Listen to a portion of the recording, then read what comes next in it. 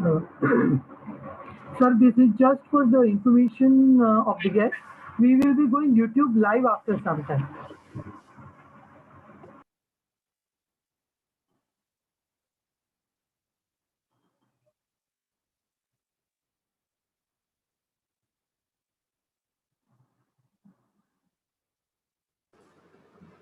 So I welcome you all again to SICTIM 2021. We have assembled here for the commencement of the 7th Somaiya International Conference on Technology and Information Management with the theme Digital Disruption and Knowledge Society, an elite event organized by the Department of Data Science and Technology at the KJ Somaiya Institute of Management. I now request Area Chairperson Professor D.G. Jha to give the welcome address.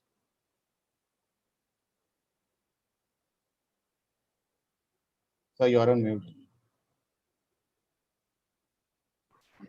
Very good afternoon to all in India and very good morning to our special guest joining us from Germany, Dr. North, Klaus. Respected Madam, dear faculty colleagues, and dear students, friends, my team SICTIM. It's a proud privilege for me and indeed an honor to welcome you all on this occasion of 7th Somaiya International Conference on Technology and Information Management. I know we are missing the campus. I normally say this. We are also missing the last minute instructions that we received from our convener and co-convener. Interestingly, we keep on communicating with each other from the auditorium to the ground floor, trying to understand how many students are there in the auditorium. And of course, it's always a privilege to have guests in the campus and welcoming them and having a chat over coffee before the function. We are all missing that. In this new normal, still we are very motivated. This has not diminished our efforts. We have tried our level best to put in all the things at place, and I'm glad that we are here. We start preparing for the next SICTIM immediately after the earlier SICTIM is over. The 7th SICTIM was no different. We had a lot of brainstorming session and themes before we could put across it. And we came into digital disruptions and knowledge society is what we thought about the theme at that time. Now, what made us think about it, I'll just take a minute to put across the perspective there. I remember reading a book by Paul Davis in his edition in 2004-5, What's This India Business? And we thought that was the greatest service revolution that global corporate world has witnessed. It was India destination. We said there's going to be call centers, there's going to be claims processing, there's going to be human resource management, there's going to be accounting and a lot of legal operations, services, jobs, you name it, which can be done efficiently, effectively at the most least possible cost. And therefore, corporates from the West and everybody started moving to India. The movement was faster, swifter, and by thousands each year. Now, moving to India for back-end operation was certainly considered as a business statement then, and even it is now to larger extent. This was the major IT-oriented disruption we felt early 2000, and it continued for a long. In fact, there was a major support from the government earlier also, and what prompted these kind was a tax rebate given to it, bifurcation of the industry into core IT and IT-enabled services, as we always put across it. Now, that was the end of part one. Now, if you look at meanwhile what was happening, there was a continuous research happening in the computer science area. And it was obviously mostly viewed as something like a complex mathematical engine, formulas, and which had all those scientific temperament. So it was scientifically a great achievement.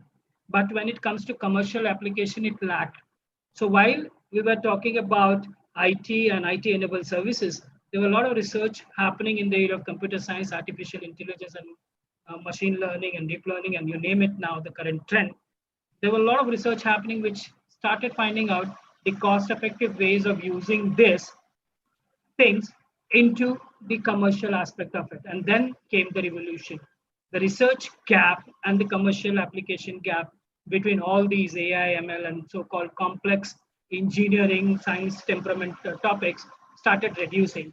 And today we are now saying AI, ML enabled all those business activities happening. So you'll find now a number of call centers, your outside human resource processing jobs, services, claims processing, legal operations, financials, day-to-day operation being replaced. I would not say replaced, but being done with the help of these kind of engines, this kind of machines, this kind of technology. So we thought, let's look at the gap which was existing a few years ago and how it has filled up. And that's how we brought this team into it. Today morning, when we had the presentations in two track, we tried understanding it. We tried understanding the technology guys started talking about customer satisfaction, customer experience, customer delight, knowledge society. And we saw the business guys talking about blockchain technology, how the backend processes happen, how these databases can be rectified, how CMS can be used. That was a great witness across a great amalgamation of business guys talking about technology and technology guys talking about business. The day will come when both will merge together and you cannot be left behind. You have to be both technologically savvy as well as a business oriented guy. With this as a theme, we launched SICTIM, and I'm glad that we could do it. I, as area chairperson, once again welcome you all to a very important, very superb, very elite function, as we call it, or conference we call it at our institution.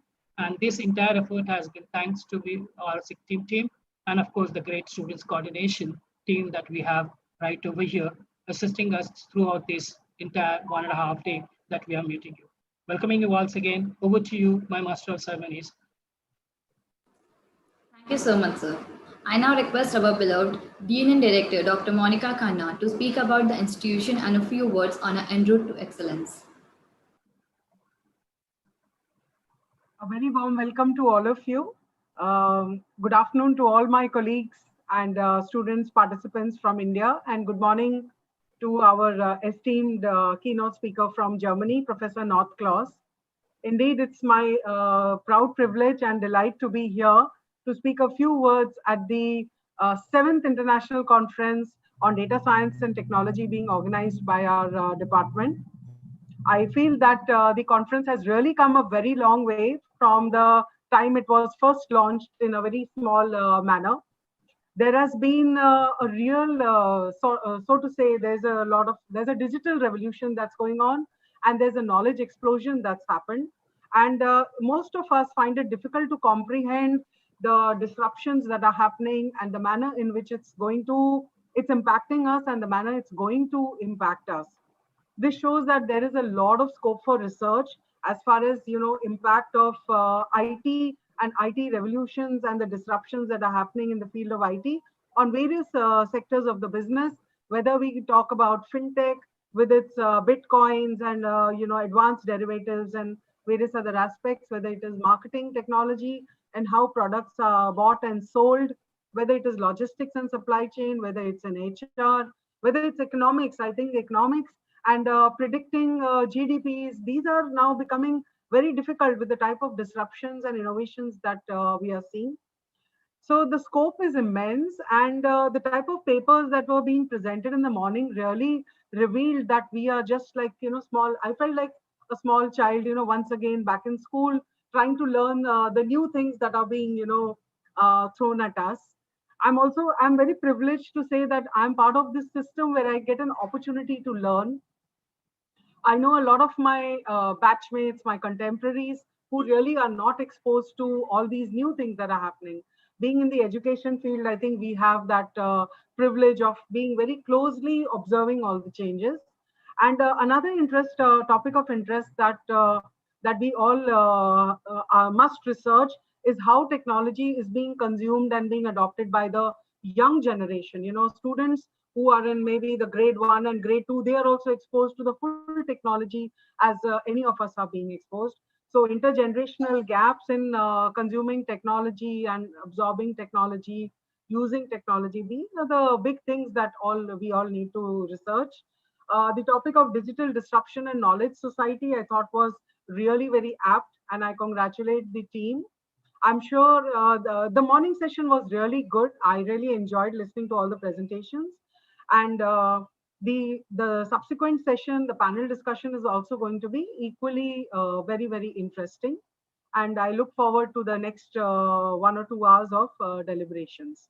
So my best congratulations and best wishes to all of you. And I'm sure this is going to become better and better over the years to come. And it's IT, the data science and technology revolution, that's going to lead business change. I'm not sure. I think this is the order, and it's there for, it's going to be there for us, you know. So good luck to all of you and my best congratulations. Thank you. Thank you so much, ma'am, for your inspiring words. Now I request all the dignitaries to release the e-journal cover published by Excel Publications.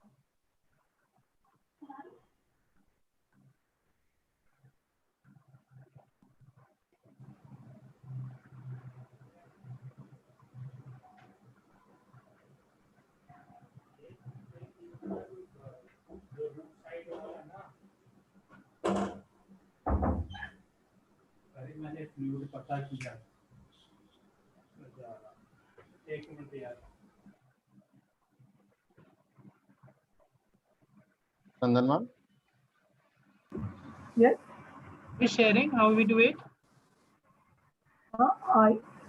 No, I was actually disconnected. Sorry, Sindhu can do that. How do we do it? What?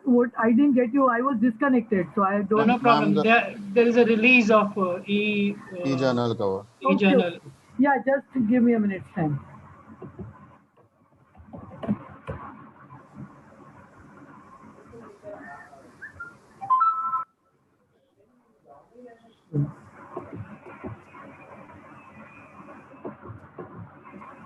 Can I share it on the screen?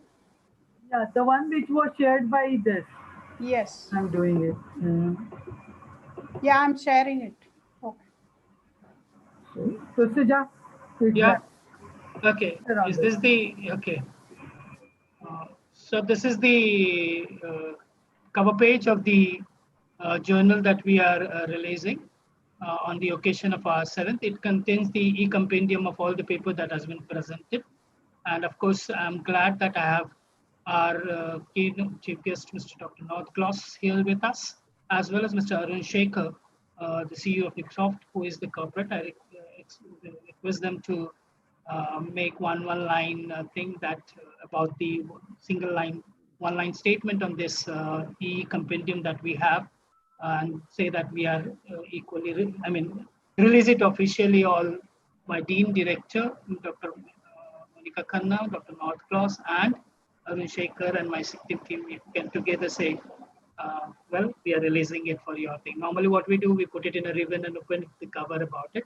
Maybe we'll work on a technology sometimes later on to see how we can do that. But as of now, you can just say one line about all three of my colleagues on the group. So, Monica ma'am, starting with you. Yeah, I'm very proud to inaugurate or to open the the compendium on digital disruption and knowledge society. Dr. North Klaus, please. Yes, congratulations from my side for this endeavor to also document well your results, because you know, in this society, the information which you do not make public, which you do not communicate, does not exist. So I think this pressure of being out and being out with an attractive format is very important. So congratulations. Thank you. Mr. Arun Shaker, sir, please. Thank you. Pleasure to be a part of this group, and most important to be able to participate in the release of this compendium. Look forward to having more such occasions, and also a lot more work from the students and participants for releasing more and more of this knowledge into the society for everybody's use. Thank you. Thank you, sir. Chandan ma'am, if you can just roll it up so that we can see the entire document once again, and we can move to the next agenda.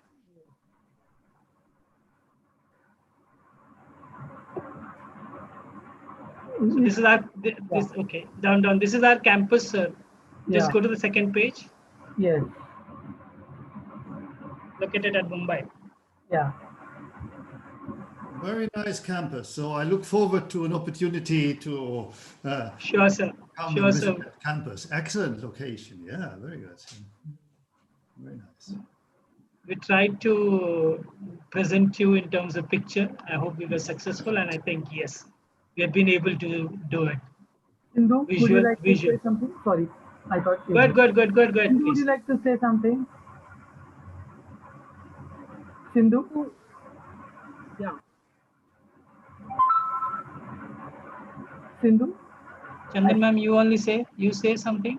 Yeah. So I take this opportunity to thank Dr. Jha as well as Dr. Monica Khanna for giving me this opportunity. First time I'm going to be editor of some ISBN book, so I'm equally excited for it. Thank you so much, both of you. And I really congratulate all the paper presenters who have presented their work in today's conference and who are going to be part of this book which is there.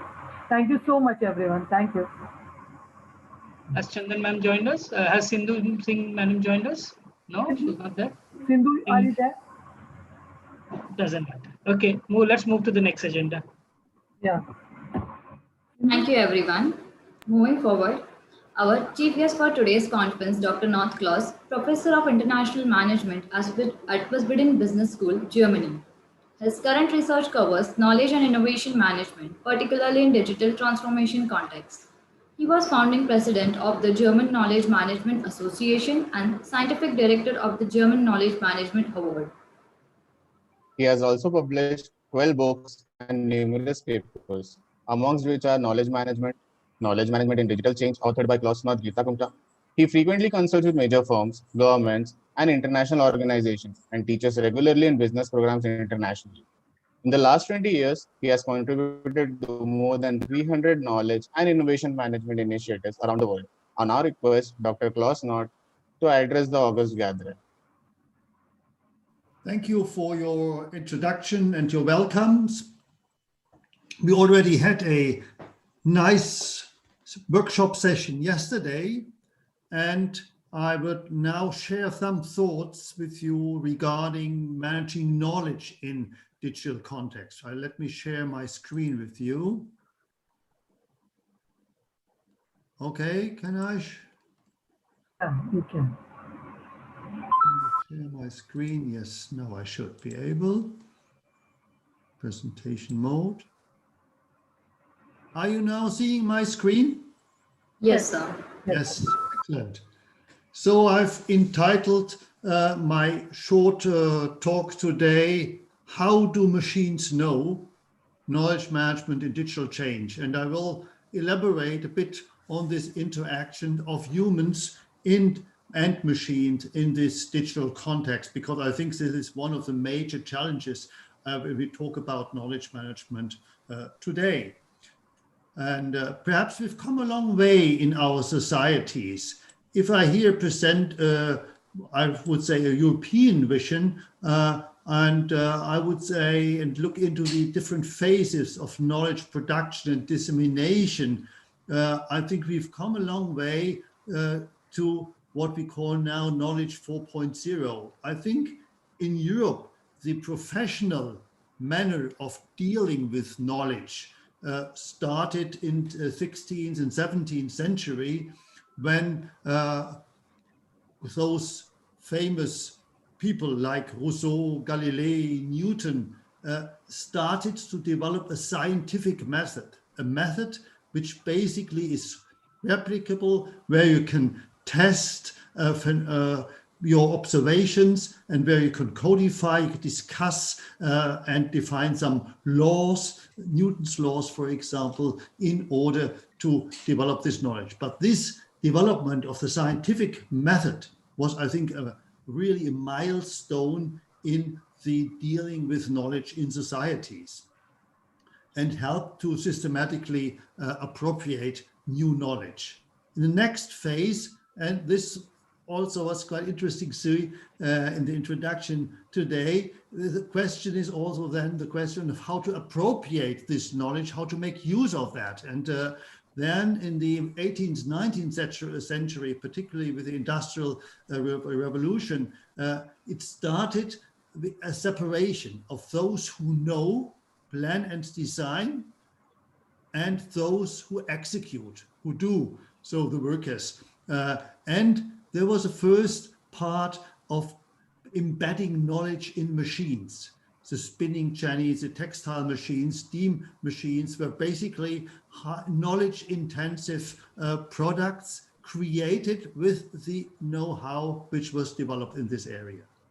I think, and then we went on quite a long time in our industrial processes where labor was a dominant factor, and came to the 20th century where really knowledge was and still is the dominant production factor, the dominant factor of where societies compete and differentiate themselves.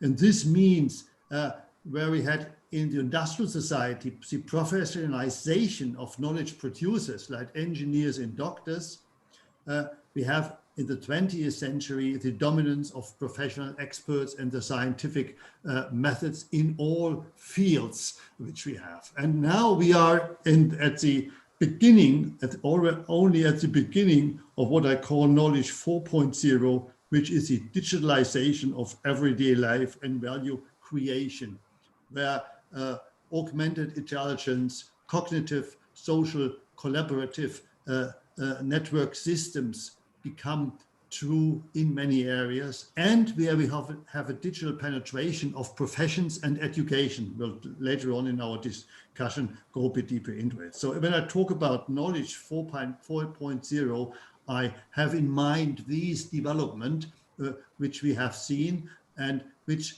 raises a number of new questions and challenges.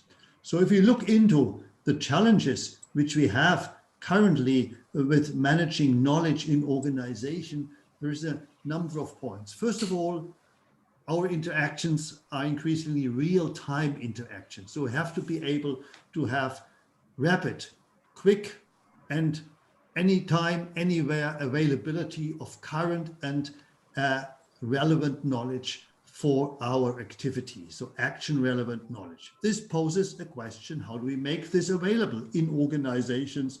How do we make this available in firms, in production processes, also in the society? Secondly, which is also related to this, we have access to big amount and large amounts of information and data. But it's not the question of having this data. The question is, how do we integrate, interpret, and make sense of these data? How do we integrate them in our value generation process? The third challenge is this new division of work between man and machine, which I will elaborate a bit more in the next slides. So there are some main questions which we have to ask. How do people and machines learn together? Because it's at the end is a joint learning process which we have to develop, so that machines learn from humans and humans learn from and with machines. And which skills are needed for this new type of work? And how do we educate our students for this new world of work? Related to it, that is that algorithms build knowledge, learning, deep learning, for example, shallow and deep KI. This raises a number of issues regarding knowledge. So do we really understand how machines decide, or how do machines act? How can we explain what machines do and how they act, these algorithms? And how to ensure that decisions are made within our ethical and legal norms, so that machines basically are at the hand of people and not the dominators and shaping what we do. And all these parts also require that we collaborate, that we much more collaborate along value chain chains, particularly if you talk about supply chains, industry 4.0 concepts. So we will have an intensified exchange of knowledge across organizational boundaries, looking also into partner networks and in the platform economy, and we have to organize our learning together. So there's a number of nice research questions which we can tackle in this area, which we have to tackle in order to organize these knowledge 4.0 in our societies. This raises one major question, which is how to blend human intelligence with artificial intelligence. So if you have here the picture of Leonardo da Vinci, and you've got here the world of artificial intelligence, the way of voice recognition, natural language processing, computer vision, robotics in motion, planning optimization, algorithm, knowledge capture, based on a lot of technologies, I think, which you also research and develop in your universities. The question is, how do we go about that? How do we handle this integration, this blending? What is our philosophy behind that? And from this philosophy, we really come very quickly to practical applications. And one of the practical applications, which certainly was not successful, is the problems which arose with the Boeing 737 MAX airplane, which was grounded due to an inadequate system, algorithm, which was not able basically to organize, orchestrate the work together successfully with the pilots. And this led to death. So in some of my talks, I say artificial intelligence can kill. This is an example how it can kill if you don't design it in the right way. So the question is how to design it that it doesn't kill and doesn't make harm in the organization. And I would here quote Norbert Wiener, basically the grandfather of cybernetics, who in his famous article, Some Moral and Technical Consequences of Automation, which I recommend to read, even though he's written it in 1960, had basically two phrases which I think are very important. First phrase, we had better be quite sure that the purpose put into the machine is a purpose which we really desire. And the question is, how do we get that? How can we organize that? And secondly, we wish a slave to be intelligent, to be able to assist us in the carrying out of our tasks. However, we also wish him to be subservient. Complete subservience and complete intelligence do not go together. So I think these two phrases very well draw on the complex problems associated in man-machine interaction and using intelligent systems in our work and value creation. This brings us to the way of how we observe man-machine interaction. And I think there is a major discussion on the question, how do we see that? Is artificial intelligence something which is complementary, or is it substituting humans?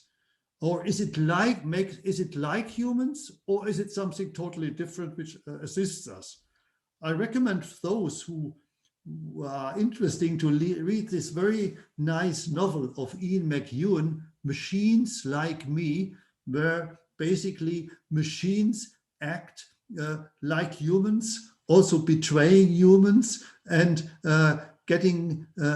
developing some consciousness about their acting, which in reality we don't have up to now. But it's quite an interesting book showing what can happen if you develop machines which can act like humans. Or on the other hand, I think there's this discussion, provocative discussion by Nick Bostrom and his team from Oxford University, who argue that there is a danger of having a super intelligence, making systems super intelligent so that they are able to dominate humans in their decisions and in the way they act. So there's a quite wide view of that. And if we go down more to practical discussions, I think there is the approach of augmentation, the approach of augmentation or augmented intelligence, which means that the artificial intelligence is seen as a complement to human intelligence, leveraging what we can do. So in the positive sense, it's about helping humans become faster and smarter at the tasks they are performing. I've got here an example of what does it mean, for example, in the medical sector. I don't go into that now. You will have my slides. You can read that because this would be a bit too much to go into this, but I will show you in a more general slide what would this mean, this augmentation for human-machine interaction and managing knowledge in a moment. There's another approach which is similarly talking about joining forces, which is the approach of collaborative intelligence. Also here, quite interesting article from Harvard Business Review from Wilson and Paul Doherty. And they basically argue that we have a division of tasks where people, and this brings us to the new core of knowledge management in the future, people are needed to train machines. So people have to train machines, give feedback to machines, put the desired information, data into machines so that machines can act according to the needs of the humans, explain also their outputs, so that, for example, a doctor knows how a clinical decision support system argues, ticks, and what is behind it, and ensure their responsible use. On the other hand, in the operation, these systems are able to enhance human cognitive skills, for example, pattern recognitions, face recognitions of thousands of people, or X-ray analysis of human cancer or whatsoever, and free workers from low-level tasks. We've seen that, but there's also a challenge because you've had this discussion about and we had this previously yesterday on the question of what will happen to the call centers. My vision is that in 10 perhaps years, we will no longer have human call centers. We will have chatbots who will be able to answer the questions, and we will be, the humans will feed the chatbots so they can provide the answers, which you have that. And this will be, certainly will destroy a number of jobs in this area, particularly those which are routine jobs, you know. Also extend their physical capabilities. We've discussed about some of those solutions in digital innovation yesterday.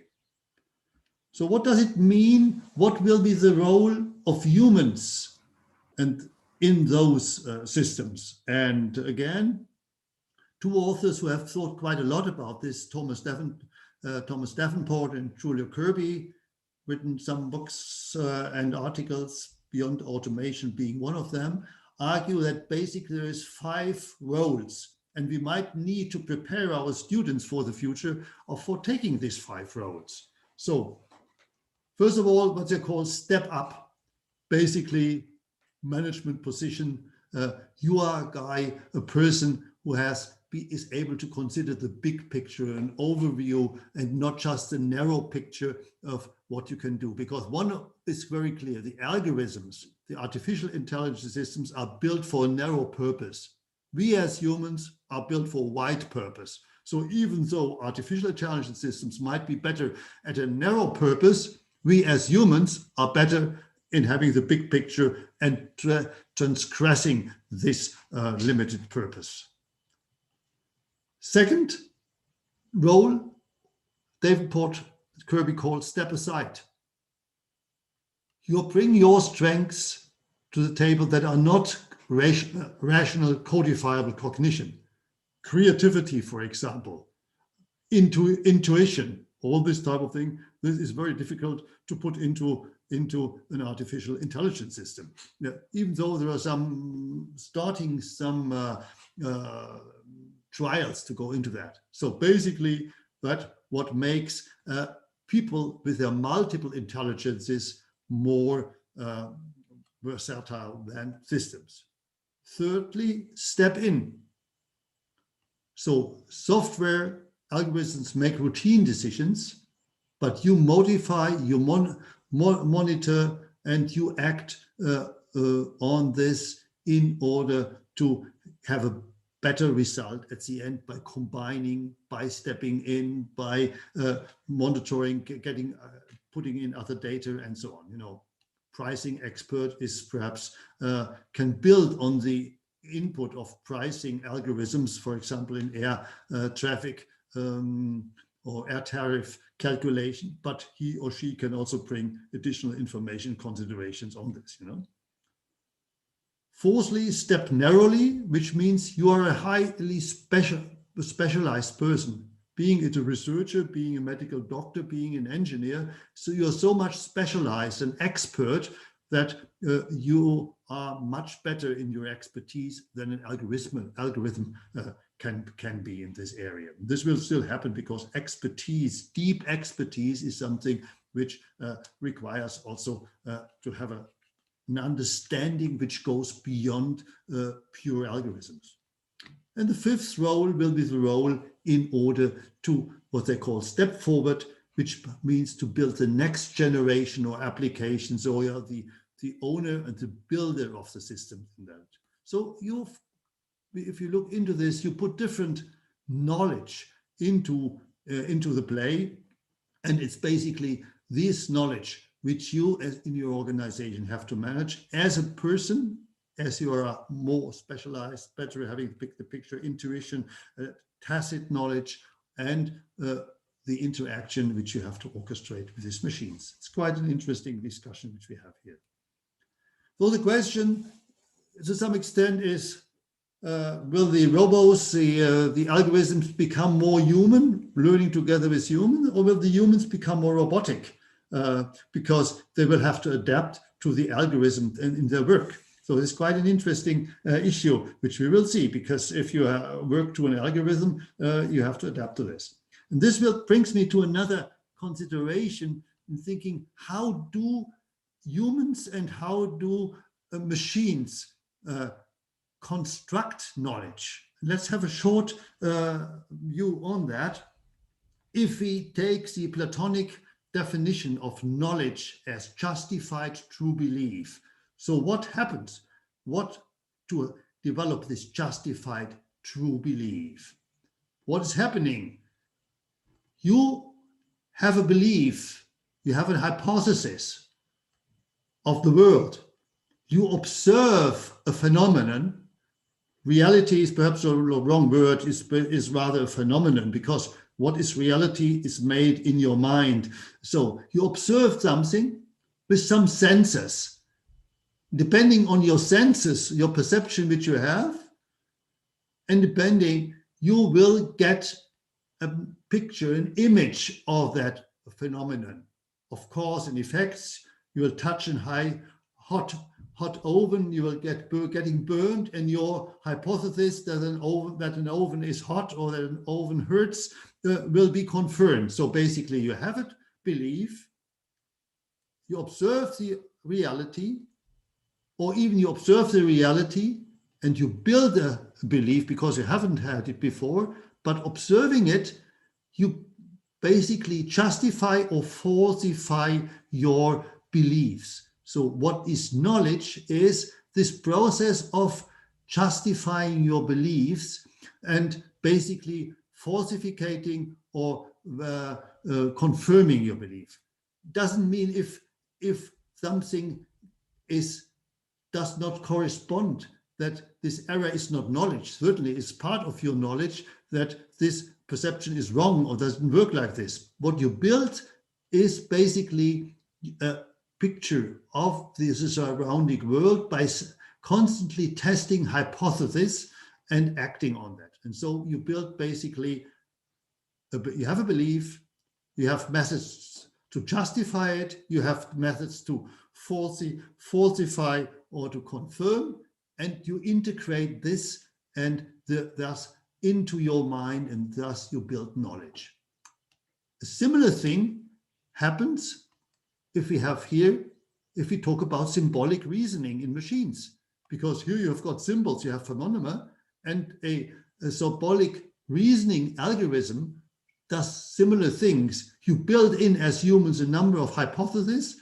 You have a sensor, and with a sensor you test it. For example, if you have autonomous driving happens like this, and your system step by step is learning by the reality, by getting feedback from the people. And so I think we can see that particularly this type of learning of machines and humans is quite similar.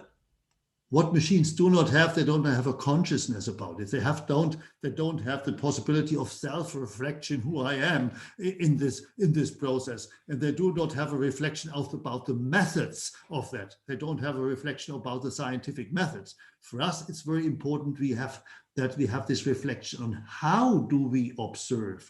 What are the limitations of our senses? Which senses do we use in order to develop justified true belief? And this is something which we build also in our students. If we teach and if they learn how to build hypotheses, to research and to verify or justify their knowledge. So if we go into that, it's quite interesting that the symbolic artificial intelligence is, I would say, in a short nutshell, is quite human, because it builds knowledge in a similar manner as we do.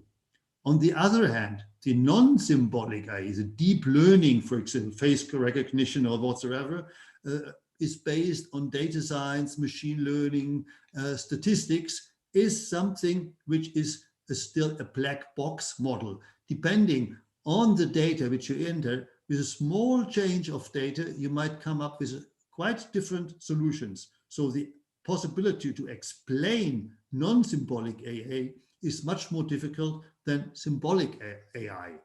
But symbolic AI is very time-consuming, because it needs this knowledge engineering that basically human experts build the knowledge in the machine. Here the machine, simplified, learns on its own with some feedback, and depending how the feedback is, you get to results or whatsoever. So I think it's quite interesting to differentiate between those two. Symbolic AI, much easier to control, I would say, but much more effort in building in the knowledge. So non-symbolic AI, self-contained systems who go through this on their own and come up with their own solutions. The question is, how do you get them to decide them, or helps them to get the right decisions in this area? So this is one of the major problems which we have at the moment also in managing knowledge in human and systems interaction.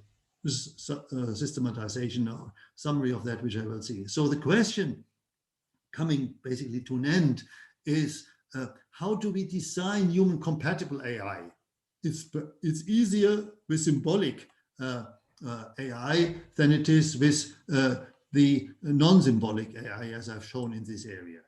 And basically it's quite an interesting thinking and writing on this. Stuart Russell, Human Capital AI, he argues it's basically three things which we as developers, we as researchers need to consider.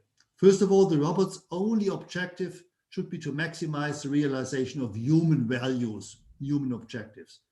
But how does a robot know what are our objectives? So we have to build it into the system or the guidelines. Secondly, the robot's algorithm, AI system, is initially uncertain about what these values are. So we have to make this clear. And thirdly, the human behavior provides information about these human values, and AI systems are studying this behavior, or we are putting in this desired behavior in order to have the machines do what we want in this area. And this is particularly coming back to the example of Boeing. The problem, what they have a maneuvering characteristics augmentation system, you know, augmentation as with that. So it should have augmented the possibilities to maneuver a plane in difficult situation. It has, like Symbolic AI, it has a sensor. It looks at the outside.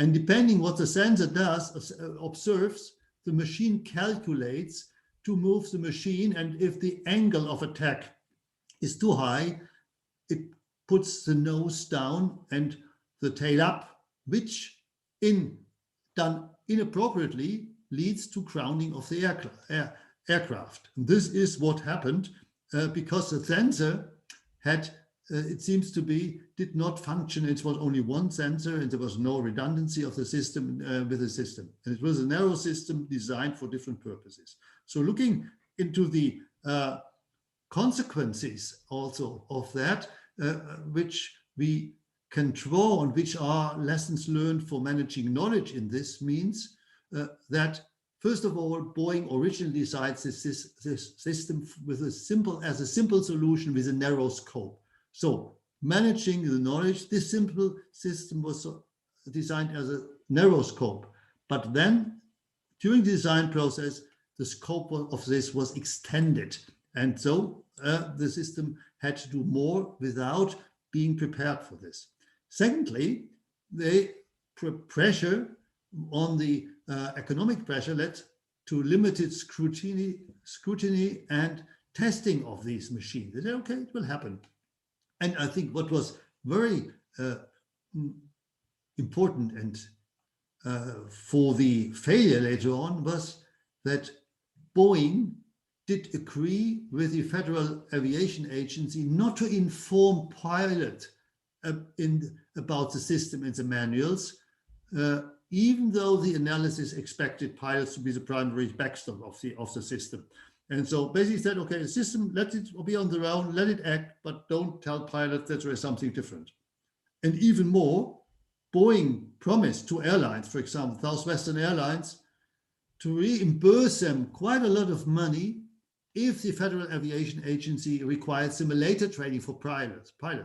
You have to train collaborative intelligence. You have to train the pilots to know how the system ticks. But they say, oh no, there's no need. Let the system act, and the system will function on its own.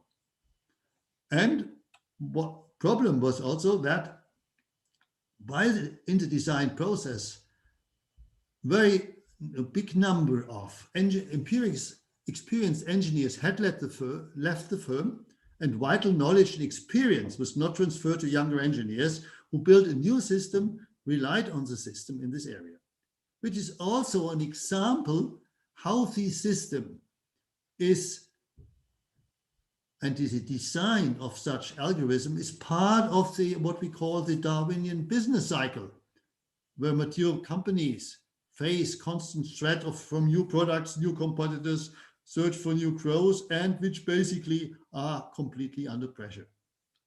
So a solution for this would be to be very clear in the design of such system what we need to consider. And I like quite a lot the Microsoft design guidelines for human AI interaction, because they very clearly show that, first of all, that you have to make clear at the beginning what the system can do and what are the limitations of the system.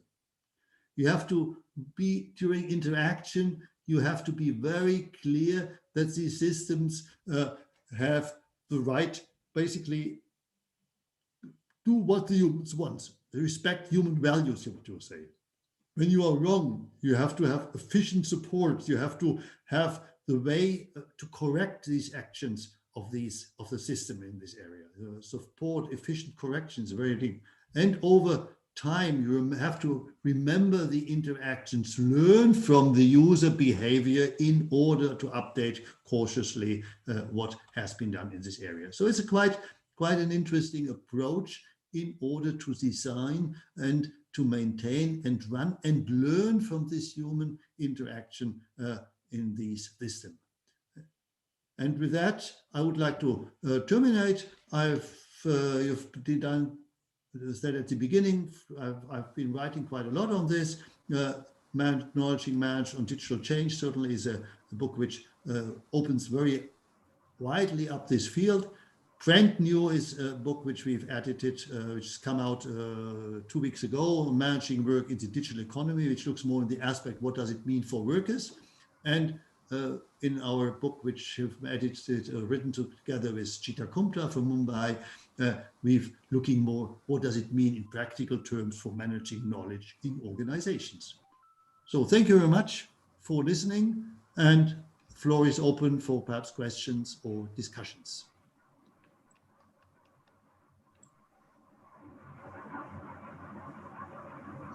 Thank you so much, sir, for sharing your perspective with us. It was an amazing session. Now, I would like to introduce our guest of honor for today, Mr. Arun Shaker, CEO at Nucsoft India, holds a degree in mechanical engineering from IIT Delhi in 1980 and also completed PGDM from IIM Ahmedabad. Sir overall has 39 years of experience in software industry like Asian Paints, Nucleus Software Workshop Private Limited. Prior to joining Nucsoft Limited, he served on the board of software exports at Nucleus Software Workshop Private Limited. Currently, he is serving at the board of Intellect Design Arena Limited since 2016. I now request Mr. Arun Shaker to share his thoughts with the audience. Thank you. Good afternoon, everybody. And very special thanks to Professor North. It was a pleasure listening to him. I wish I had more time to interact with the academics like Professor North. While he was talking about his session, I was visualizing and I was just thinking of some of the points that got raised in his, a very important one, robot versus human. Many of us, I'm sure you all would have seen the famous Rajnikant movie from South called Robot. I'm quite sure a lot of these questions have been created in that whole drama or whole play of that movie as to where to balance a robot with a human. And it is a very interesting topic that remained there at the end. More important was to talk about the AI versus human intelligence.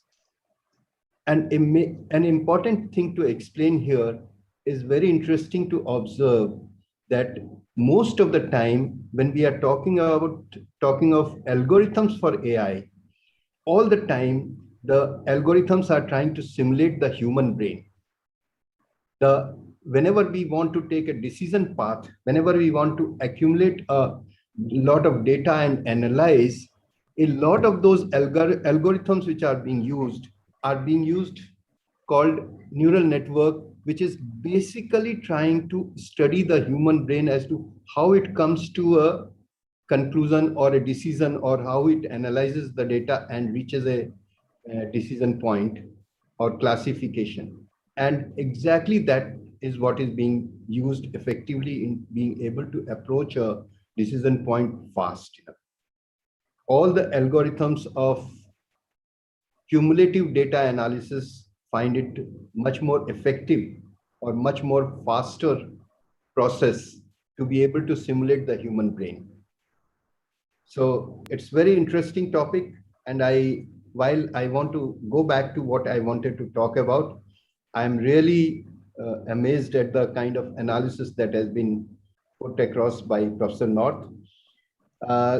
Could I have my PPT for being presented here, please?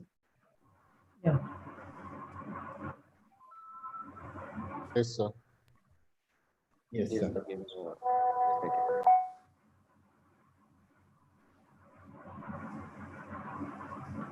Yes. So the whole topic which I wanted to restate is the digital disruption. I want to reframe the word for the reason that it is disruption always sounds that whatever is going on will not happen any further.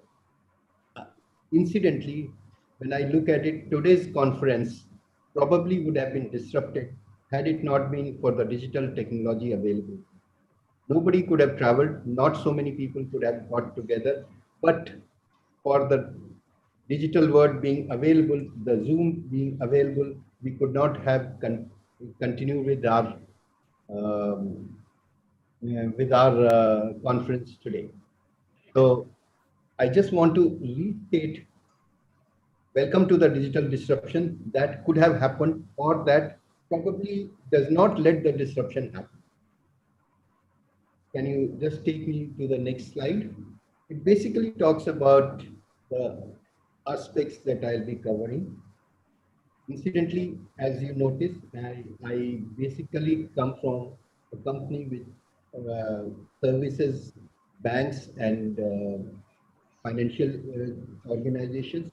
So my whole orientation will continue to be towards practical situations and practical things that I observe. So I'm more going to talk about that rather than being able to give you a very exhaustive view like Professor North. So I'll be talking about the digital solutions that we use every day. I'll be talking about digital changes that we do not only probably have existed in our environment, but we do not get to see. Then I would spend a little time on complexities of the solutions we see so that you understand actually the activities that behind the scene that go on for the simple solutions that we use. And then the challenges that the people have to meet to be able to maintain these infrastructures, the efficiency that all this electronic or digital world brings to the economy as we are concerned. Of course, lastly, frauds and attacks and things like that. But then at the end, I would like to spend a little bit more time on what future visualization we can see about all usage of digital. Can you please take me to the next slide? The digital solutions that we are using, I am just taking two examples. There are many more to use. The mobile payments, first and foremost, is the mobile payments. And I'm sure as students, as teenagers, as even the grown-ups, all of us are using mobile payments, whether we are using Google payment, whether we are using Paytm, we are using UPI payment, and all of this is happening in our day-to-day life. The second example, which I will probably talk about, is loans on the go. A lot of us just want to buy something or spend some money on some occasion, and for that we are not in a position to pay immediately. So there are loans on the go which happen. You can buy something on Amazon, you can buy something on Flipkart, just do a click somewhere, go on to the further site, give your information, and no doubt within no time you get a confirmation whether the loan is accepted and you buy the item. So mobile payments, loans on the go, and many more such options do exist to talk about, but I would be only just giving you a little bit more brief in these two cases. Can I have the next slide, please? Yes. Digital changes that are happening in the background. I just want to bring up a very interesting case, which probably is a lot more comprehensible for people like you who don't see behind the situation, behind the back situation in the bank. As a bank, they need to make sure that there is sufficient cash available to the branches at every space. A typical bank which has 5,000 to 6,000 branches needs to collect this information across the country and make sure that cash movement happens properly, and at a total level there are reserve ratios or cash ratios which are maintained properly for which purpose they can either borrow funds from third party outside through a money market, or sell on the money market if they have excess funds. There are lots of such applications right across, from settlement to interbank activities. I would not go into much detail about it because a lot of us do not get involved with this.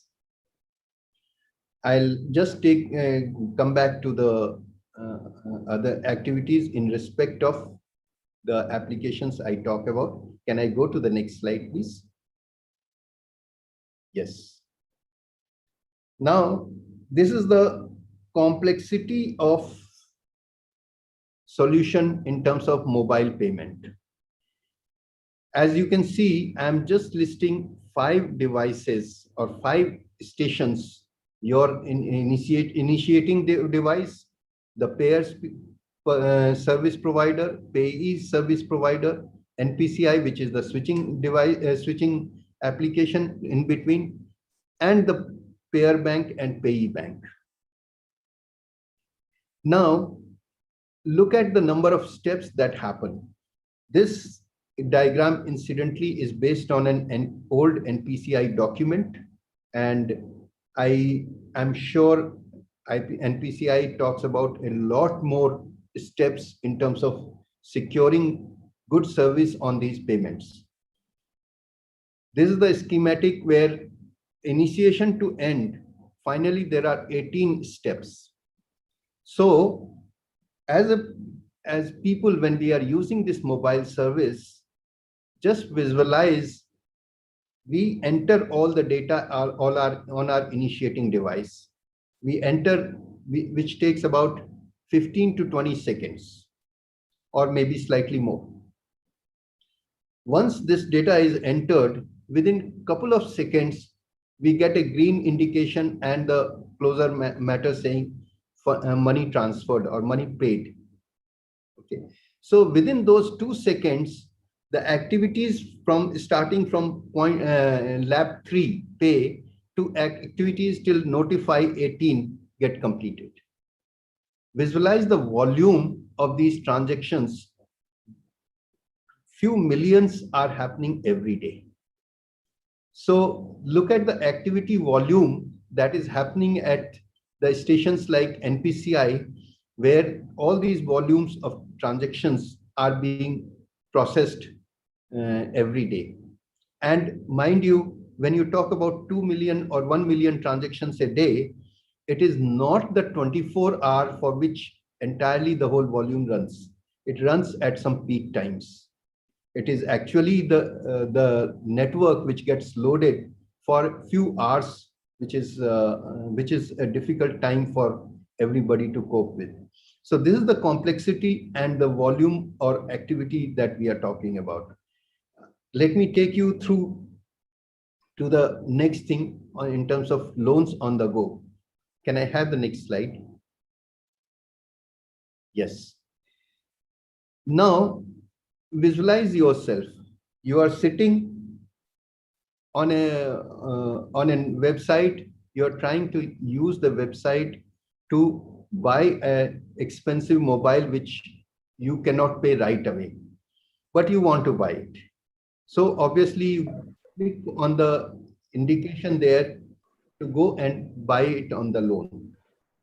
What happens in the loan is promptly the service provider, the online retailer, that is Amazon or Flipkart, contacts a service provider which processes loan for this. The service, it goes to their site or their portal where it starts processing with your information. Now, that service provider needs to collect a lot of information about you. Believe me, there's a huge amount of data that gets collected about how you pay your previous loans, how you have been behaving in terms of banks and your other relationships in terms of other banks. So it goes to all these information service providers, collects this information. Earlier, there was one service provider, Symbolic, which used to collect everything together and provide it. There are multiple such organizations which provide in different flavors. The issue is it selects the right organization to collect all this information. Then it has to collect and verify a lot of information about you, like Aadhaar and so on and so forth, everything. And based on all this information, now the service provider is ready to make a decision about whether they can sanction a loan for you or not. All this process gets completed within a few seconds. So while actually you click on the site over there and wait, all this information collection has to be done. It has to be analyzed. Visualize the analysis that is needed to be done in terms of what their credit decisions are, and then come back to you with a decision whether the loan will be processed, yes or no.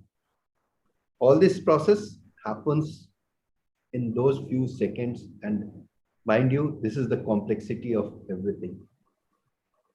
Going forward, now visualize all these activities that are happening and where it is getting the support, where this activity happens. These infrastructures are huge. The computing power that they are using is huge, and not only that, the information they are collecting is huge. If you were to produce 2 million transactions a day, what is the kind of volume of activities that you will be doing in the data centers? At this point, it is slightly incorrect, but I must say in the recent past, I'm sure you all read about it in papers, that one of the very important bank was pulled up by RBI for service outages. It is a published information. I do not want to go into detail of it, but I want to bring up this to your knowledge as to what kind of challenges that bank would have been facing while providing these services and getting into the difficulties of outages at there. The challenges are, you look at this list, which is there, that they need to make sure that the hardware availability, complexity of applications, they have to make sure the background working of platforms in terms of licenses and the connectivity, integration with applications. The applications are not sitting alone in their own data center. They are sitting across multiple data centers of different other service providers with whom they have to have arrangement and authentication before doing any access. There are people who are attempting to disrupt their services. They have to keep controlling those attempts. The firewalls have to continue to protect them. The intrusion attempts have to be protected against. And mind you, their data centers are themselves hosted in a hybrid environment, something on premise, something on cloud. In order to make sure that all this works, there's a huge challenge of planning, being attentive, and being able to continue servicing the clients. Visualize if you had 20 million clients and most of them, at least let's say 10% of them, accessing their bank account to find out what is their bank balance. And at that point, you have to go to the bank balance is one place, then also to get all the other relationships and see if there are overdraft lines which get added to this bank balance. So there are huge amount of activities you do before you service a request on the front end. So challenges are huge, and I'm sure all of us are gearing up to see more and more such volumes of processing and our banks being able to provide these services very well. Let me go to the next part, where I want to talk about the economy, how it gets advantage from these digital activities. Can I have the next slide, please? The digitally, I'm just trying to take the same example of making a payment. If I was to make a payment to a service, somebody from whom I'm going to buy some merchandise, then if I was to make a payment of 40,000 rupees, then visualize what all would happen to complete this process. The money would be sitting in some currency chest. Go on to the top of the left side and see there will be money sitting in some currency chest. From there, it would actually be collected and brought into some amount of some place of staging area for the movement of it into the bank's different ATMs or bank branches. From there, the money on a segregated basis will move to the ATM cash through the ATM cash filling vans into the ATMs. I would go to the ATM, withdraw 40,000 rupees, and then I will go to the person from whom I am buying this merchandise, pay him 40,000 rupees. In the process, we both count the currency, each of us. Then that person takes it to the bank and deposits in the account. And then the bank puts it into the currency chest somewhere and again reorganize, and the cycle goes on. Now, this is the whole activity. These steps happen, against which you see on the right side. What did I do? I entered some information about the bank, about the account of the person, merchandise, merchant, and paid 40,000 rupees from my account to his account. In 2 seconds flat, as I explained, putting more than 18 different steps of activities, this has been completed. Now, at this point, I would like you to visualize the total amount of money movement, 40,000 rupees being moved in these 6 steps. Just to give you a feel of how much money moves into the electronic method.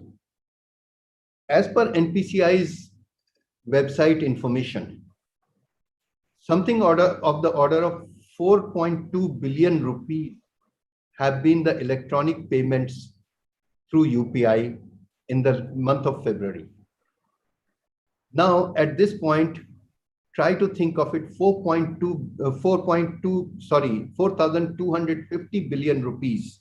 What is the volume of this currency that has to move all these 6 steps, and that too with heavy amount of security and accuracy? How many tons of paper that have moved? And visualize the amount of damage that happens to the currency in the whole process.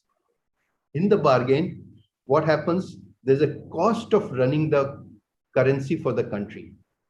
RBI spends a huge amount of money in terms of maintaining our rupee currency. I cannot quote these figures because RBI doesn't publish these figures, but these are huge numbers. The saving is the moment we put more and more digital world into this place and start moving this money electronically, it saves so much of cost to our economy. And ultimately, what does it save? It saves our advantage of convenience and saves us money. Mind you, I'm not even talking about the time that it takes for us to do this activity, which also costs us individually. So this is how a huge amount of savings that accrue to us in terms of our economy. This is one example. There are many other places where we are saving huge amount of money through digital solutions. Can I go to the next slide, please? Well, with everything comes attempts to fraud, attempts to attack, and the needs for controls. I cannot ignore the fact that there is, in all these digital solutions, there is enough of frauds or attacks that are happening. But this has been happening in our other systems as well. When we carried cash in our pockets, pickpockets was a standard risk. We always carried wallets, and enough times we lost wallets. Worst part, I must say, is I went to a very important city in Italy, and the best joke was somebody told me upfront that if you are going into bus number so and so, just be sure, because 90% chances are that as a foreigner, your pocket will be picked. So pickpocketing has been there in our environment. Let us not say that digital world will eliminate it. Let us say we'll have to be careful in a different way in the digital world. There are individualized attempts to pick information about people and misuse it. Our RBI is continuously trying to feed us knowledge and understanding that how to go about securing ourselves. I'm sure all of us see enough of ads everywhere. There are organized targeting of service providers. This happens. Fortunately for us, most of our service providers are trying and making sure that they cannot be attacked, or even if they are attacked, they are able to secure our accounts. There have been enough of cases, but there have been enough of cases which probably none of us know how the banks or service providers have protected us. And of course, the attempts to cause disruption to service provider. We talked about it, that it harms us. In today's world, when we have become so digitally dependent on all the payments and services, if my bank is unable to process a payment for 15 minutes, a lot of things I miss out. There have been times, all of us talk about it, when we book ticket, but unfortunately, we don't get the OTP in time and the ticket becomes costlier. So all these things will happen, but all of us have to continue trying to secure ourselves. Ultimately, when I look at it, I need to talk about a case for expanding digital literacy, a case of us being digitally very well literate. It requires education about using the services, controlling the environment around us. We keep talking about don't go to unsecured connections, don't use unsecured connections when you are using information about yourself.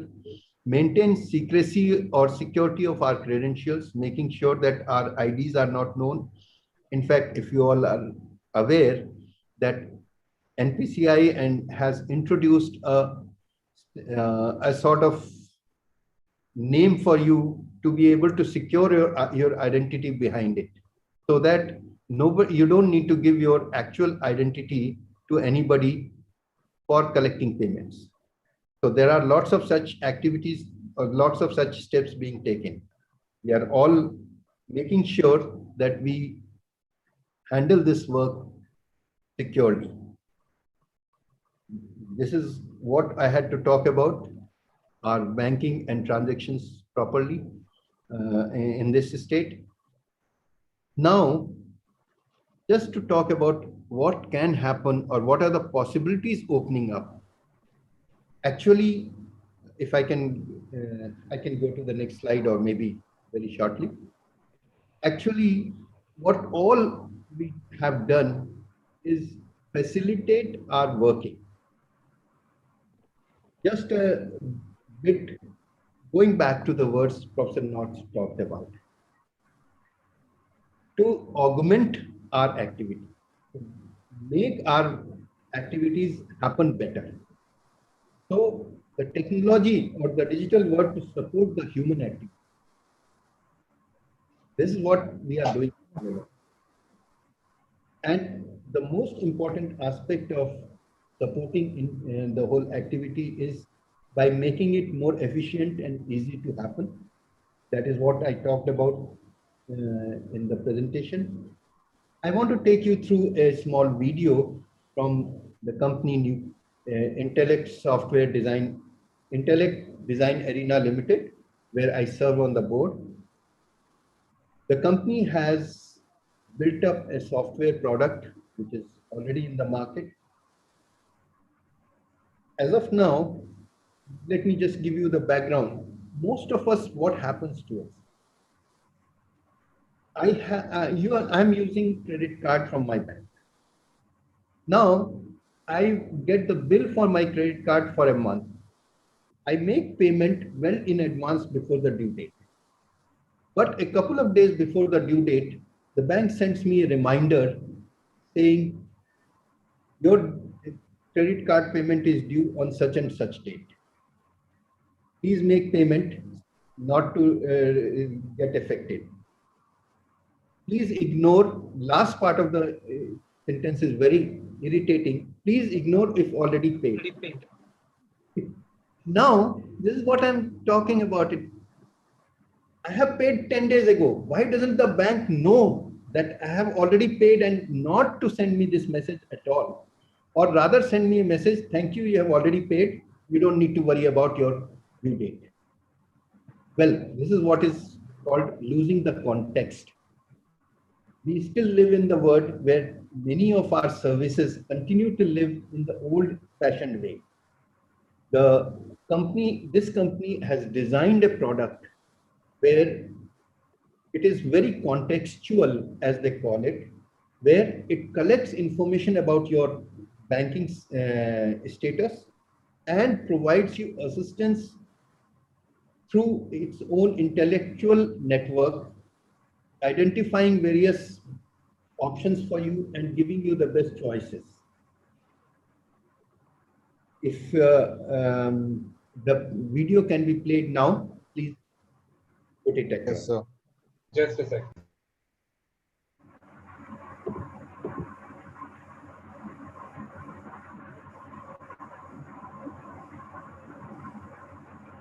So meanwhile, when he puts the video, what you talked about security, we are practicing that.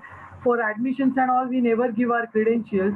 There's a virtual bank account gets created in the challan, and through that challan only they are supposed to pay. So my bank credentials are not with aspirants. Only a mapped virtual account is given to every student. So as an organization, we have also taken a decision that we will share only the challan with the whosoever is going to pay us for any kind of activity. Ma'am, talk to some of the banks. They created a secondary sub-level kind of facilities for it. Okay.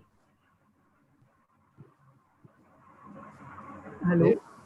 Some of the banks are already providing this, that within the bank's account, main account where you collect, there will be sub-accounts for each.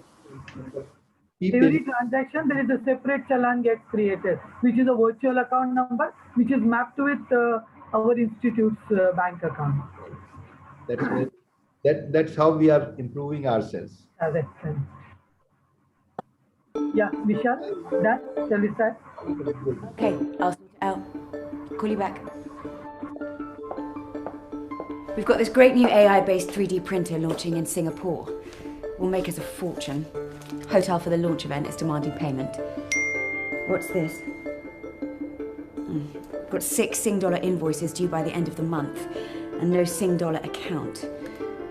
I hadn't realised we'd spent over 125k. If the pound goes down, it'll cost me. That rate's volatile. Hang on. It's got a few ideas. Give me an alert if the rate changes. It's free, but would be a bit too late. Forward contract. Buy the dollars now for use later. That'll work. Oh, and it's even suggesting I could open a Sing dollar account. Good idea. It'll be worth the extra cost as I'm expecting a lot of business there. My bank is really actually helping me.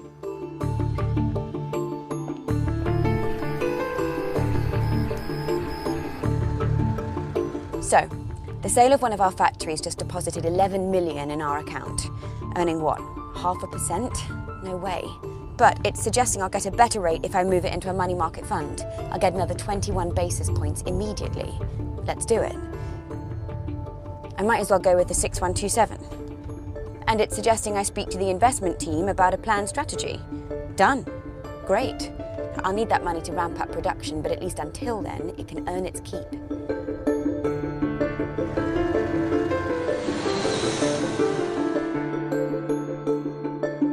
It's the big launch today. Good morning, Alexa. Good morning, Lisa. I've noticed 5 overdue US invoices, but insufficient funds to pay them from your usual account. Uh-oh. One of them's to pay that blasted hotel. Well, I don't want to cash in my investments, but if I don't pay now, there'll be no launch. There are sufficient funds in your US instant account as well as in your US dollar account in Germany. So your options are: borrow from us at 1.5% PA, withdraw from your US instant account, losing 0.5% interest PA, or create an intercompany loan from your German subsidiary's US account, losing only 0.25% interest PA. The recommended best next action is an intercompany loan from your German operations at a £12 fee. Shall I proceed? Yes, please. Okay, US dollar intercompany loan at 1 week, LIBOR plus 0.1%, to be repaid within 30 days. Please confirm. Confirmed. All set up. Lisa, should we always handle shortfalls like this automatically? Absolutely. Brilliant. My bank really understands my business. It gives me alternative solutions that make sense. I can't believe I'm paying more fees to this bank than ever. Yet I just love them.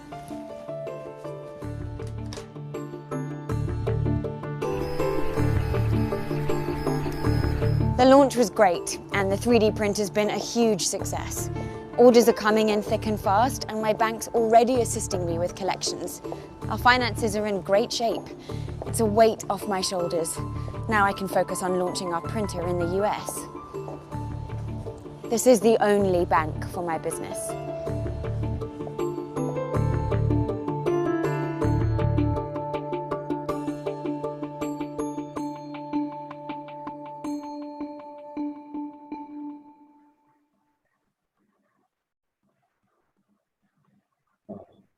Thanks a lot. This is what is already there. Now we have to sit and visualize what else can happen, what are the possibilities in the future, and this will be among humans. You just can't visualize. I mean, today, when we talk of this debate versus a debate of robot versus human, or when we talk about robots assisting humans or augmenting human capability, this is what it is. Thank you. That's about it. Thank you. Thank you so much, sir.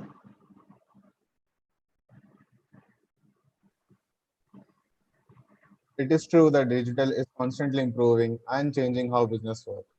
Thank you, sir, for sharing your knowledge and making this session so insightful for us. We surely learned a lot about digital solutions and how careful we should be. Now we have a panel discussion on the topic, Disruption in Education, the Academy. I call upon Dr. Klaus North, Mr. Arun Shaker, Director Professor Dr. Monica Khanna for the panel discussion, and I request Dr. D.G. Jha to moderate the discussion. Thank you. So much and very good afternoon and good morning to you, Dr. North. What a lucky day for us. We have two very superb knowledge sharing sessions. One exactly telling us where the knowledge is leading to us, the learning, and second, exactly telling us what happens at the back end when you do some transactions and where we are heading to. So it's more than apt that we enter into this panel discussion. The job given to me is to moderate. So I just put on a few questions for my panel to answer, and I've got a distinguished panel with me.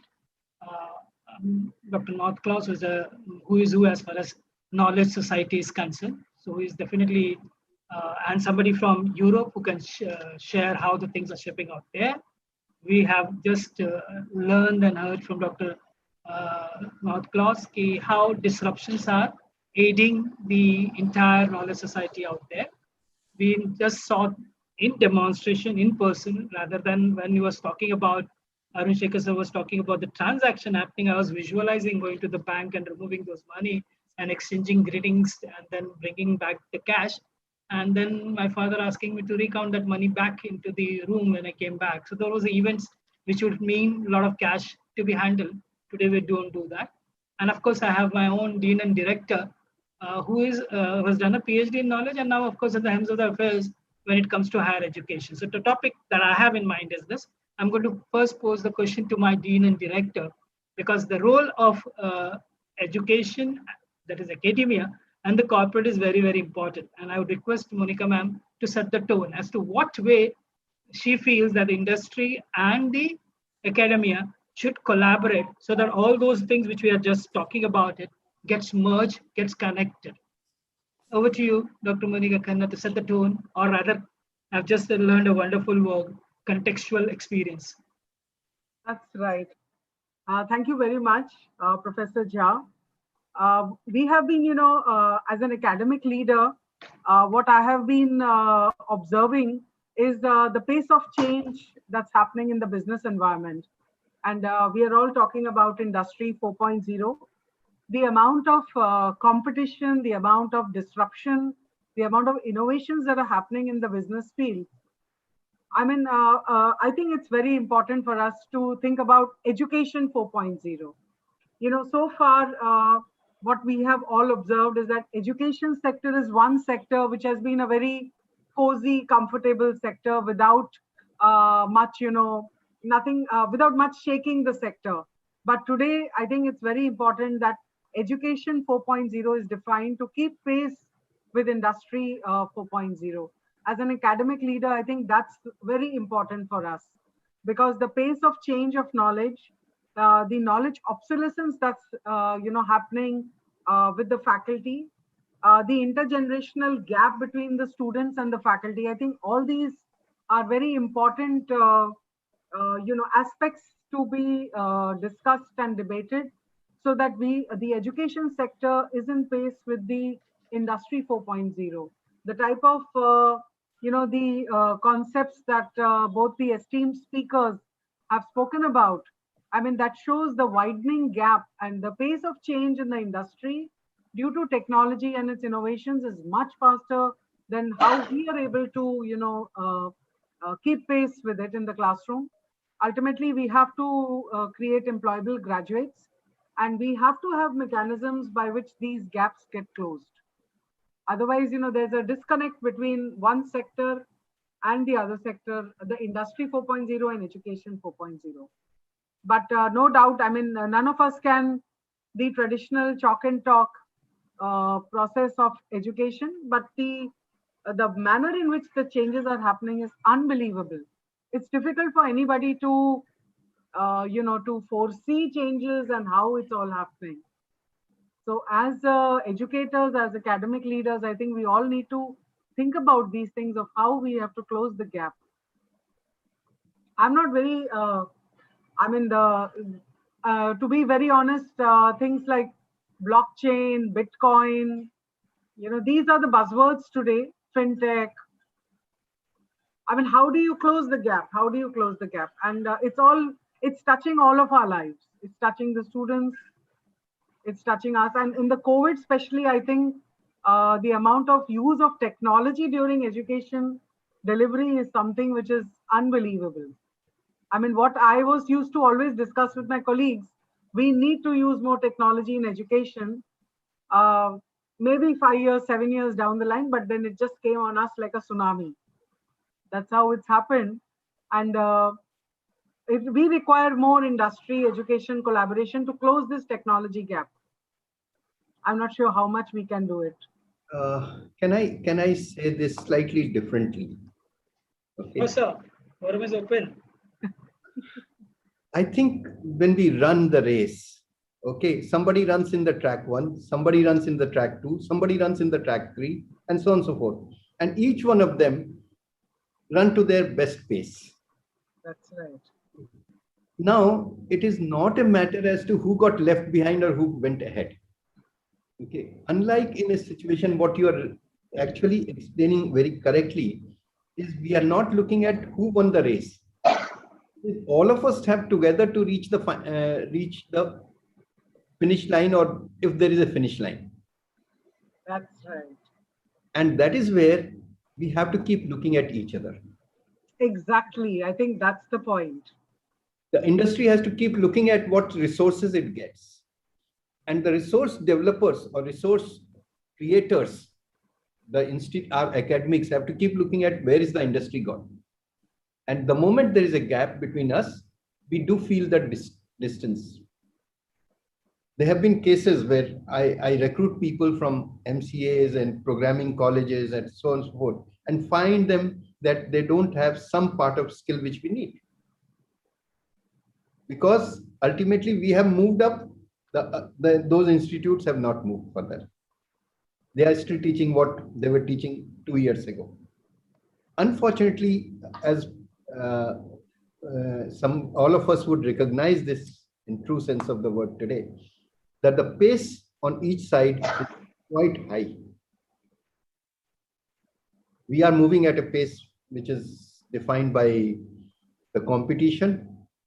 The academic institutes are moving at a pace they can, but we continue to need resources from that place only. Exactly. As an industry, I cannot move faster unless I get the resources which are adequately skilled from the academics. So there is a whole lot of collaboration in terms of working or whatever you call it has to happen. I think that leads to the next question, sir. I think I'd love to hear it out from you as a corporate leader. That means what the education today we are trying to work on to it. Yes, madam has rightly used the word obsolescence, and yes, we are into that. No matter how much we read, we do lack it. So as a corporate leader, how do you think we need to articulate these things in our curriculum? Do you have any specific thing in mind? Like, I'll give you one small idea, perhaps maybe you can take it over from it. We talk about summer internship projects for the students. How about having that kind of upgrade internship for the technology guys in the industry? What I intend to say here is the teachers spending some time, faculty spending some time in the industry and trying to understand what they have learned and what is being taught and what is being practiced in the industry. This is the way things are moving across. Do you think this is going to help? Just an open question. It definitely is. The only thing is practicality and modality of it is not so easy. Okay, that is one side of it. The other side, which I would like to reiterate, I think KJ Somaiya, our respected college, always had this academic council.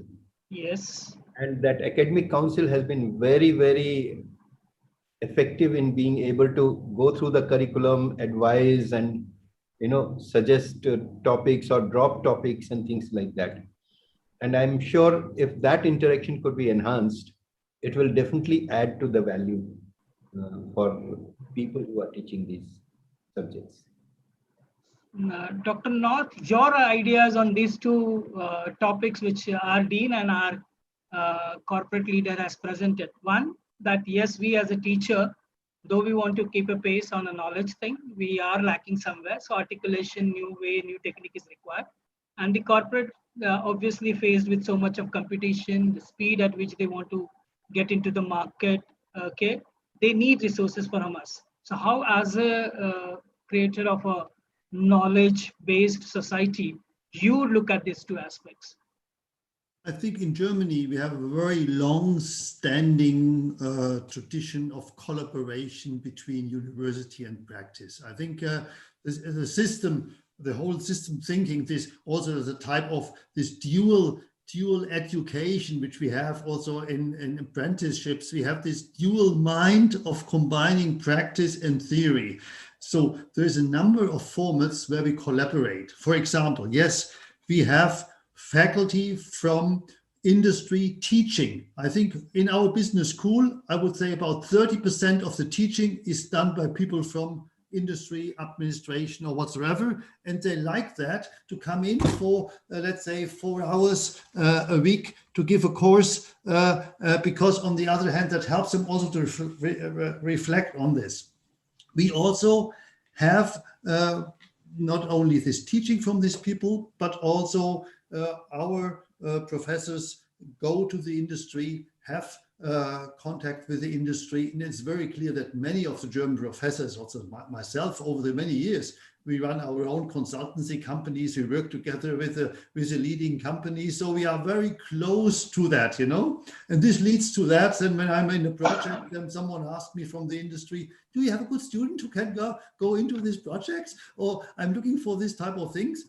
Or we do joint projects with industry. There's a lot of things, you know, where we have semester projects. I remember semester projects where people come in. We have the project meetings, let's say once a week, with people between students and people from industry coming in for 2 hours and having the project update meeting and give the dividing tasks. So we have a very close interaction.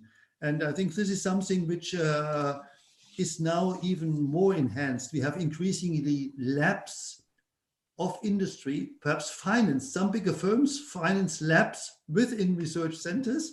And so we have students learning from this, doing people their doctorates on that. So there's a lot of interaction. I think there are many ways of it on that.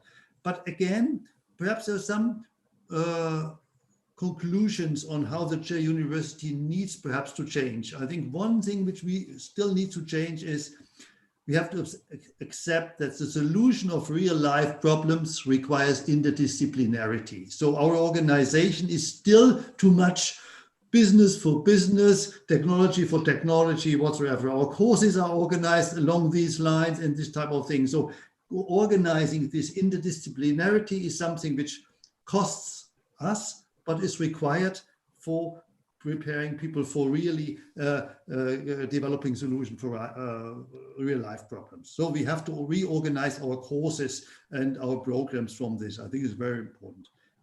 We have to move from a logic of, I would say, a logic of mass teaching to a logic of designing personalized learning journey and experiences. You know, we have still this teaching logic, you know, the learning logic is something differently.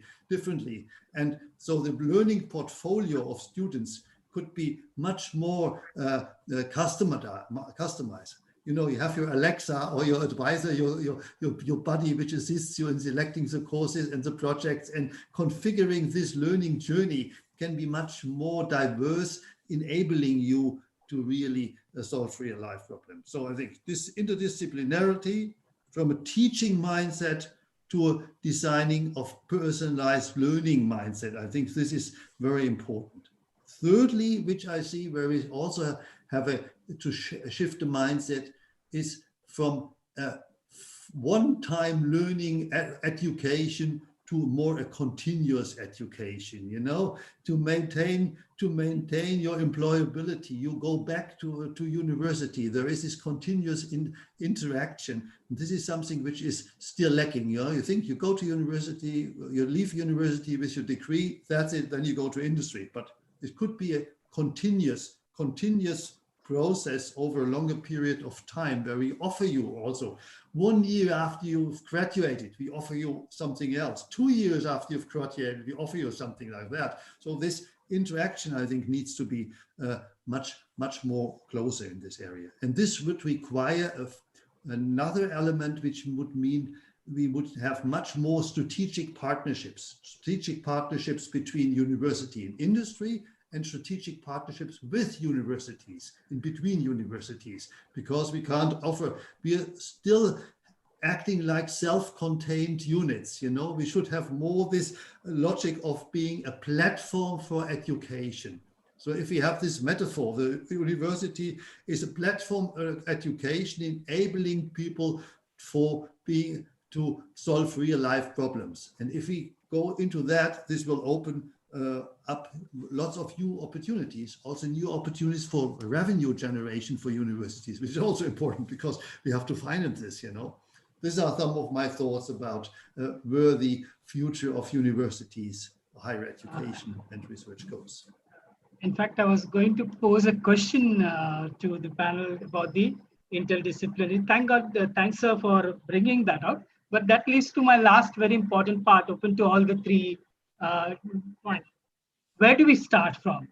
That's the biggest question. The reason I'm asking you is, in all the three, if you look at the corporate as well as the education, as well as even in the European and other universities which we are looking at it, The admissions are to a particular course.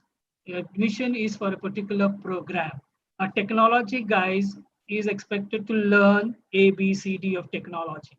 So where do we start exactly? So when we say disruption in education, or in Mr. Arun Shaker's word, let's not say disruption, let's say changes that is going to be continuous and it's going to remain there. Okay, it's going to, it's always important that we say that the future belongs to something where we destroy today in terms of real things. So we cannibalize our own product and move further. That's what marketing people have been talking about. So where do we actually start from? Maybe from the education leader, Monica Khanna, Director Madam's point of view, a line or two. Dr. Shekhar, Arun Shaker sir from your, and then of course closing from you, Dr. North. Where do exactly we start from? Some of the things which I recollect from my own academic, when I was a student, and it was a very interesting thing.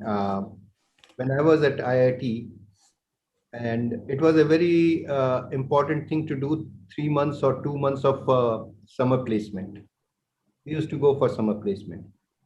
One of the things which they did was very interesting, that there will be a faculty who will be assigned to us. And that faculty will frequently visit the organization and spend a substantial time over there with us and with the organization. Unfortunately, that did not go as effectively as it should have been. But I think that was a very important visualization, where you are sending people for internship, make sure that your faculty gets involved with what is happening there.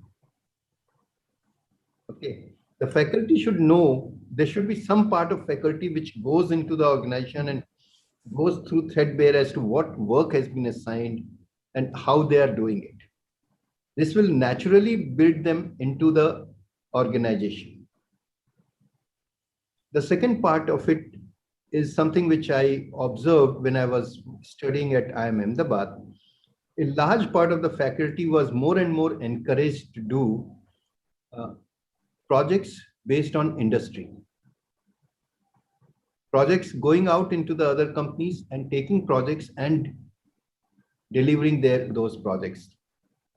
I still remember one of our professors was known for the campaign that Nirma did. Yes. I'm sure all of you have seen the success of Nirma. One of our professors was known to be the person who architected the whole marketing campaign Nirma did and successfully achieved it. So the point is, there should be enough encouragement for the faculty to go out, do the projects, and in the bargain, not only gain financial advantage, but also gain knowledge and feel of what is happening.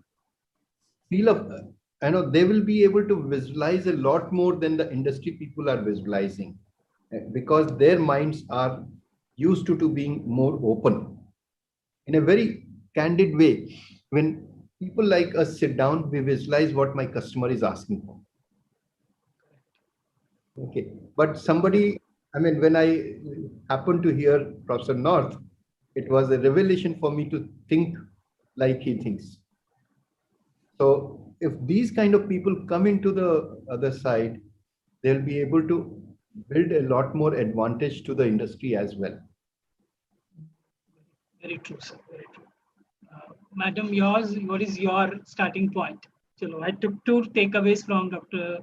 Arun Shaker's point. Mentor-mentee relationship to be more, interactive, and of course, visit of the mentors into the during their project time. And the second thing is, of course, trying to bag as many projects as possible for both financial advantage as well as knowledge advantages. Where will you take a step in case you want to bring in that part of things in our education?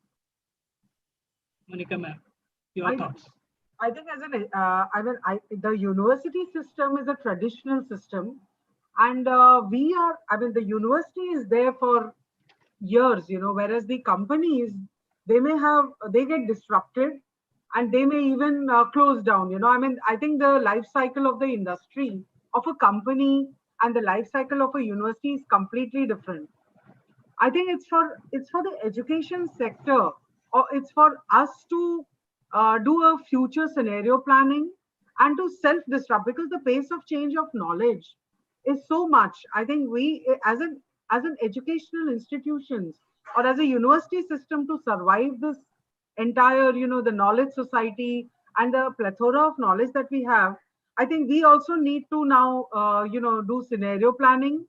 We need to disrupt ourselves so that, so that our longevity is also assured. I think somewhere, because of the pace of change of knowledge, and we are talking about digital disruptions in the knowledge society, I think we need to understand how we can ensure our longevity. I mean, we need to really strategize and think through this entire process, because the life cycle and the pace of change is so much. So if we want to, if we want to collaborate, with the industry, we need to really have a deep introspection and self-disrupt maybe. That's my thought. And sir, your closing thought, how do you think this knowledge bridge can be created between the education and the corporate so that we can easily sail through? I think I see, Germans are always very practical, down to earth, even though sometimes they tend to think and organize too much, but in this type of things, they're very close to earth. One thing where to start is, for example, define an annual or semester project which solves a real problem in Mumbai across the faculties. I don't know, would it be mobility, or would it be based on what it would be in this area, and say, okay, this is our institute, our university's project or objectives for the year. And then we set up interdisciplinary student projects, and this would be a credit. Each of the students, depending on which semester they are, or each semester, you would have a credit according to this type of project of the university. And these, you would have a number of groups with enthusiastically would develop their solution, part of solution to this project. So you might have the people from different disciplines, and sometimes even if you don't have enough people in your university, you might people invite from students from other universities, because opening up other universities or something like that. Absolutely. We have good experience with this type of thing, defining a semester or an annual topic, and the credits, and people work to this. This is one thing. Secondly, which takes a bit more, but is think about creating this type of dual study programs. So we've got a number of these programs where people spend part of the year in a firm, and they get a contract by the firm, and part of the year studying, basically integrating studying and being in a firm. And this these study programs have become very popular in Germany, these dual programs, because people feel, well, as I'm in this firm, my employability is increasing. And on the other hand, the firms get people who are much closer to what they need. So it's basically, they come to the university in blocks, training blocks for some weeks, then they go back to the firm, and in parallel, they do their work on there. So it's another approach, which would be one option for a course, for a career, to say, okay, one is the classical one, but you might have also the dual or the integrated option between firms. So we're doing it, for example, Wiesbaden, we have a number of, is a center of big insurance companies. We do it with a lot of insurance companies. So they get a contract as basically as a trainee or whatsoever, or as a junior officer in that firm. And in parallel, they are trained at the university. This works out perfectly, in this area. This one thing. The third thing, which is also something which is also very practical, depending on your courses, people should have electives which are not from your faculty. So you might have elective from a different area in order to open up your mind. This also helps you to see other people to have a wider picture on this. So there might be some concrete possibilities being within the university and opening up in this type of possibilities. You know, there are many more, but since some of them. I know. Thank you very much for this very impromptu discussion. In fact, we would have loved to continue because a lot of questions are coming onto our mind. I'm sure my students, colleague, and other faculty colleagues also have a question. But then all good things should come to an end.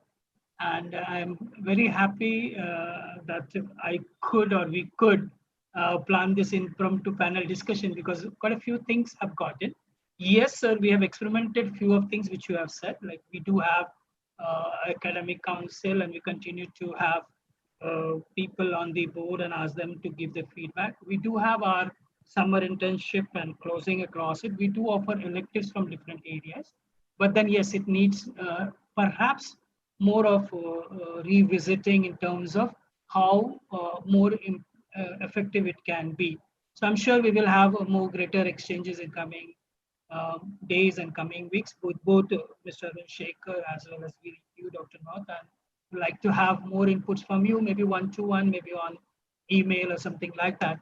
Meanwhile, thank you very much for this very enthralling 15-20 minutes of discussion. I was given 20 minutes. I exceeded by about 6 minutes. I'm sorry for that. I can see that. But then I wanted to hear that last bits from everybody. So thank you very much. Over to my Master of Ceremonies to take it further. Zainab, we can go off air. Zainab, Yes, wow, it was a wonderful discussion. Thank you, panelists, for your expert views on this.